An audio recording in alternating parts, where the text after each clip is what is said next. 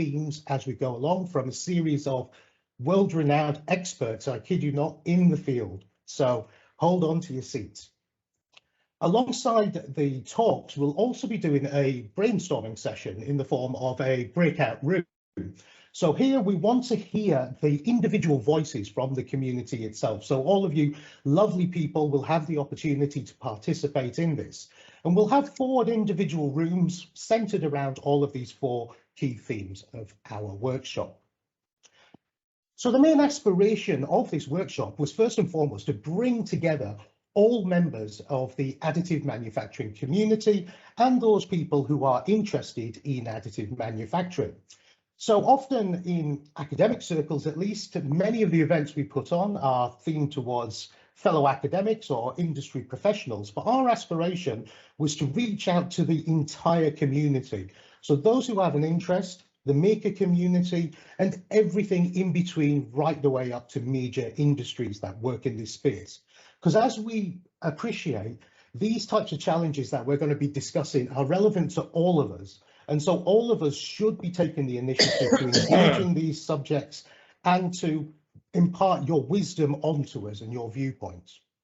So from that, we're looking for knowledge exchange in this. So knowledge exchange to you from our excellent speakers that we have, but also from yourselves to us through those breakout sessions. And from that information, we're hoping to actually create an agenda, a white paper, if you will, on these matters and how we could engage as a community to address some of the major problems we're facing in the world at the moment. And of course, in bringing everybody together, we want to hope to facilitate collaborations. So we encourage you all to talk, to engage in the chat, in the sessions that we have, in the breakout sessions, and to forge new friendships, new ties with people, and to let that proliferate into new projects, new ideas and initiatives. Okay, so beyond that, a little introduction about myself and my organisation. So I work at Loughborough's School of Design and Creative Arts, and my research activities and general activities fall within the remit of the Design for Digital Fabrication group we have in the department here. And the clue's in the title. A lot of the work we do is aimed around the use of digital fabrication technologies. We have a strong focus on additive manufacturing and also design opportunities that synergize with that technology. So looking at design for additive manufacturing and wider product development. So we're very applied in the work that we do. The first thing I get asked whenever I say Loughborough University is, where on earth is Loughborough? So I've done a doctored version of the UK map to really highlight exactly where we are. And as you can see here, we're positioned smack bang right in the heart of lovely green England. In terms of our facilities, I've given you a couple of pictures here. So we're incredibly blessed and privileged to be working in the state-of-the-art facilities. This is our building and the inside of that building as well. And in terms of facilities, we have most leading additive manufacturing technologies at our disposal, from object, polyjet technologies, continuous carbon fiber printing, and even multi-axis 3D printing as well.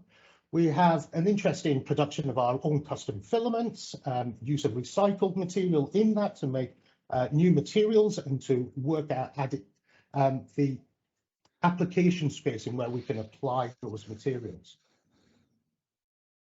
So just to give you a feel for some of the research that we do in the department here, I've given you a broad cross-section of some of the work myself and my colleagues do. So we're interested in everything from applications in the medical space, wearable technologies, and of course, exploring design rules for additive manufacturing. And I would invite any of you to have a look at our website because most of the projects will be found on there, but unfortunately, I don't have the time to expand on those at the present. So now a little bit about myself, because you're probably wondering who is this person who's talking to me and why should we care about their opinion and why is it informed? So I've been working in academia since 2009, so for some time now, and I considered myself in the past a bit of an academic vagabond. So I've been trawling various different institutes, which I've highlighted on the slide here, both in the UK and over in Australia. So I've had the privilege to work with many different leading groups in that time and to gain quite a broad skill set. So in terms of my interests, my research centres around this area known as design for health and well-being, in which I'm exploring three core pillars. And these might seem quite familiar to you because some of these centre around some of the core themes we're exploring in this workshop. And these comprise applications in healthcare, sustainability, and social advancement. I'm currently a senior lecturer in the department here, exploring digital fabrication. But for my sins, I also hold an honorary research fellow over at Deakin University School of Medicine, and I'm also the director for equality, diversity, and inclusion within the School of Creative Arts here at Loughborough. So just to give you a quick view of some of the work that I've been doing over the time, I've got a strong interest in healthcare and what we call patient-centered solutions. So I've worked on everything from the full gamut of that point of contact with the patient, looking at diagnostics technologies to appreciate the underlying conditions a person may have, through to active solutions, be they workflow solutions for the healthcare environments or products themselves, which can treat that underlying problem. So a couple of exemplar case studies I just wanted to highlight was we made this implantable device that we see here, which was for the upper jaw of a patient. This has been surgically implanted and was a complete success. And again, this allowed us to make this custom part, which treated the particular defect that the patient had in their jaw, but also to create these two little protrusions. These abutments that you see to allow for dental fixation on that. So very proud of this outcome. And another one is looking at facial prosthetics. So we leveraged the ability of additive manufacturing to create a custom molding system, which allowed for the production of this auricular or ear prosthesis for a patient over at the Royal Melbourne Hospital. All of this went successfully, and again, we're really proud, and it does hint at some of the possibilities of what additive manufacturing can do for social good. The other major love I have in terms of my research is in sustainable technologies. And so one system that I've been working on is this so-called closed loop additive manufacturing, where we can take waste product polymer streams and recycle these back into feedstock, which we can use for additive manufacturing, and to use that to create new parts and products. We demonstrated this in quite dramatic fashion in a huge project that we did in the Solomon Islands, and I've got a couple of images of what we did there, where we took waste in the local environment and were able to convert this to create humanitarian aid devices in the form of pipe connectors, as we can see down here. And these we applied into a case study in a village over on the Solomon Islands in Guadalcanal. And we were able to restore their failing and crippling water infrastructure. And again, this highlights some of the possibilities for social good that can be achieved using additive manufacturing. And this final project really does exemplify the motivations behind why we had this workshop and why we wanted to develop things around this theme. We could immediately see from this project that we were embracing sustainable living and sustainable technologies in order to manage waste and the problems that we have there, but we're able to create value from that in the form of humanitarian aid for people in impoverished and low resource environments. And so I invite you all to think about this and to reflect upon that and some of the talks that we're going to hear, and think of the possibilities that might be out there where we can leverage additive manufacturing for the greater good. So that's enough about me. I'm sure you're all dying to get on and have a listen to some of our speakers. So could I please just say to you, could you turn your mics off during the event so we don't have feedback, etc. for our speakers? I also want you to note that the sessions will be recorded, so if you're uncomfortable with this, please keep your camera off. But we are hoping to disseminate this to the wider community, so hence why we're recording this. And I do encourage you as well to make use of the chat box in Teams to engage with the speakers, with each other, and the organisers of the conference. Finally, this is just a rundown of the talks that we will be seeing today. But before that, I just will hand over to my colleague, Patrick Fidel, who will say a few words regarding the Design for Additive Manufacturing Network. Thank you, Iki. Such an amazing presentation. That was lovely to hear about this event. So thank you to everybody for being here today.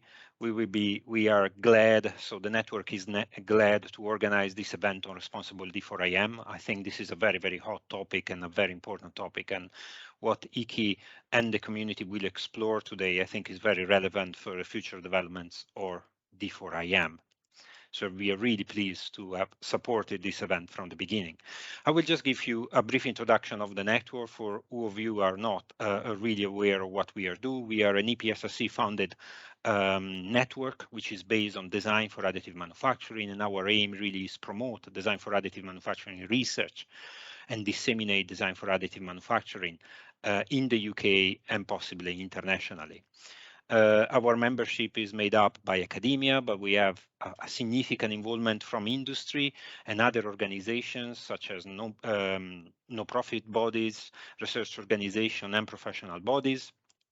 We have over 400 subscribers, 800 LinkedIn followers, 81 members in our directory, and a few UK academic institution, international university, as well as companies who are joining our network, and they actively contribute to the community.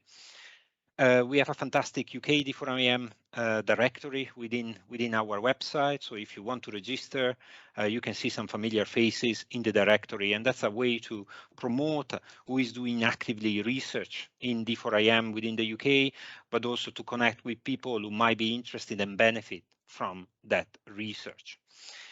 I just want also to spend a little bit of time talking about one of our initiatives that are ongoing at the moment, which is a design a football figure competition in partnership with the British Football Association.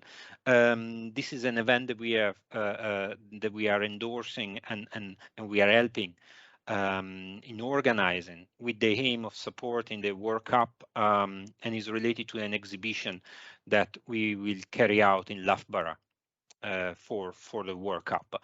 You're all welcome to submit and engage with the competition. We think it's something fun that connects D4IM and D4IM research with the wider community, with the wider public. We think this is a great initiative, and I hope there will be lots of engagement. And here you can find some details where to apply, and there is more information in our website about the deadlines and the rules. Then another thing I would like to promote today are the recordings of our past events. So you will find the recordings. We ran a fantastic design for textile in-person design, 3D printed design for 3D printed textile events in Manchester Metropolitan last April. It was a fantastic event with a lot of attendees, and you will find the recordings on our YouTube channel, as well as the event on redistributive healthcare, which is more targeting to medical devices and additive manufacturing and how to design medical devices for additive. And you will find a recording of this event as well on our YouTube channel. And then there will be with us today also Robert Ingram, which is our next key theme leader. And Robert is very keen to organize an event on design for IM metals. The event will be hosted at Bolton University. We hope before Christmas, but we don't have as yet a specific date. So if you are interested, please keep updated and follow us, because we will definitely promote and promote our next event. And if you're interested more widely in our network and you want to contribute, be an active member, follow what our activities and initiatives, please join us on LinkedIn or on our website. And that's everything from me. If you have any questions, please reach out, and I will pass the ball back to Iki. Thank you, guys, and see you soon. Bye. Excellent. Thanks a lot there, Patrick. That's really informative. And I do encourage all of you to have a look onto the website. Some of those previous workshops that we've had have been absolutely fantastic and really great stuff there.